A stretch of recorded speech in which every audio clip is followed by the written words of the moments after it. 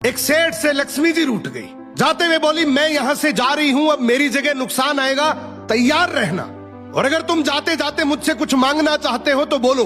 सेठ बहुत समझदार था, बड़ी विनम्रता से बोला, माता नुकसान आ रहा है तो आने दीजिए, बस मुझे आप एक वरदान दीजिए कि मेरे परिवार में हमेशा सुख शांति बनी रहे। लक्ष्मी जी मुस्कुराई, तथास्तु कहा और वहां से चली गई। अब उस सेठ की 4 बहुएं थी। कुछ दिनों बाद सबसे छोटी बहू खिचड़ी बना रही थी। उसने खिचड़ी में नमक डाला और अपने काम में व्यस्त हो गई। तभी दूसरी बहू आई और उसने खिचड़ी को बिना चखे ही और नमक डाला और वो भी अपने काम में व्यस्त हो गई। ऐसे एक एक करते तीसरी और चौथी बाकी की 2 बहुएं भी आई। उन्होंने भी खिचड़ी को बिना चखे ही उसमें नमक डाल दिया। अब रात को सबसे पहले सेठ खाना खाने बैठा। जैसे ही उसने खिचड़ी का एक चम्मच लिया, उसे महसूस हो गया कि इसमें बहुत ज्यादा नमक है, और सेठ जी तुरंत समझ गए कि नुकसान आ चुका है।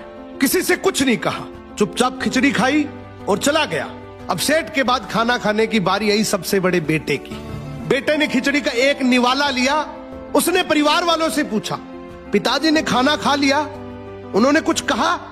तो बाकी सबने जवाब दिया, हाँ पिताजी ने तो खाना खा लिया, लेकिन किसी से कुछ नहीं कहा।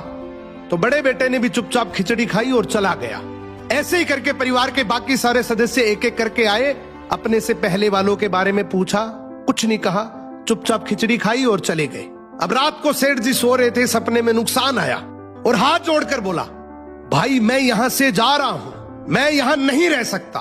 तो सेठ जी ने पूछा, क्यों, क्या हो गया? नुकसान बोला, तुम सबने मिलकर 1 किलो नमक खा लिया, पर मजाल है कोई किसी पर नहीं चिल्लाया, किसी ने गुस्सा नहीं किया, सब शांत रहे। अब जिस परिवार में इतनी सुख शांति हो, आपस में इतना प्यार हो, वहां पर मैं नहीं रह सकता।